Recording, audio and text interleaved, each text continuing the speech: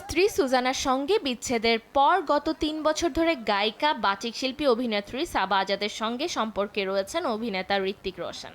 খ্যাতনামা তারকার সঙ্গে প্রেমের সম্পর্ক জড়াতেই রাতারাতি সবার নজরে আসেন সাবা। যদিও সাবা নিজেই নাট্য পরিবারের মেয়ে, সফদর হাশমির ভাইঝি। ছোটবেলা থেকেই অভিনয় করেছেন নাট্যমঞ্চে।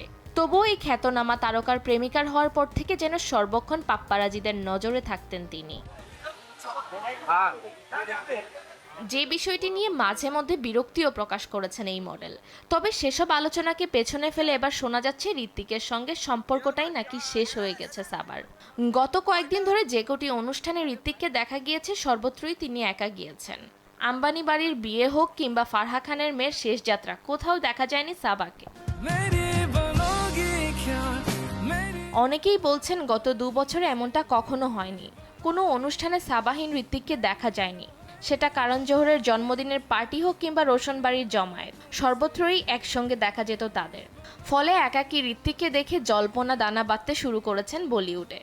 নেটপাড়ার একটি অংশের দাবি সাবা ঋত্বিকের সম্পর্ক নাকি ভেঙে গেছে। যদিও সামাজিক মাধ্যমে এখনও সাবার ছবিতে লাইক দিচ্ছেন অভিনেতা। দিন কয়েক আগেই সাবা অভিযোগ করেন ঋত্বিকের প্রেমিকা হওয়ার পর কাজ পাচ্ছেন না তিনি। ঋত্বিকের সঙ্গে সম্পর্ক তৈরি হওয়ার আগে প্রায় 1 দশক কণ্ঠশিল্পী হিসেবে কাজ করেছেন এই মডেল। একাধিক বিজ্ঞাপনেও কণ্ঠ দিয়েছেন। এর কারণ হিসেবে সাবা দায়ী করছেন সমাজের পুরুষতান্ত্রিক মানসিকতাকে। এক পরিচালক নাকি সাবাকে বলেছেন, নামী তারকার প্রেমিকা এখন তিনি, তাই কাজের আর কি প্রয়োজন। কথা শুনে গর্জে উঠেছিলেন সাবা। প্রশ্ন তুলে লিখেছেন, আমরা কোন অন্ধকার যুগে বাস করছি। একজন নারী তার উপার্জনের মাধ্যমে যে সম্মান অর্জন করে সেটাকে হেয় করা হচ্ছে। আমি স্পষ্ট বলছি, এখন পর্যন্ত আমি নিজের টাকায় জীবনযাপন করছি, নিজের কেরিয়ারকে ভালোবাসি, যে কাজটা করি সেটা পছন্দেরও। যদিও লোকে ভাবে আমার সেসবের প্রয়োজন নেই, আসলে মানুষের চিন্তা ভাবনা বদলাবে না।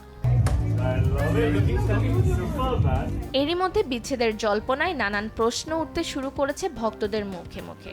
তবে সাবার কাজ না পাওয়াই কি কাল হলো ঋত্বিকের সঙ্গে সম্পর্কে? নিজেকে ঋত্বিকের প্রেমিকা হিসাবের পরিচয়ে সীমাবদ্ধ রাখতে চাননি তিনি। ফাতেমাতুজ জোহরা, দেশ টিভি।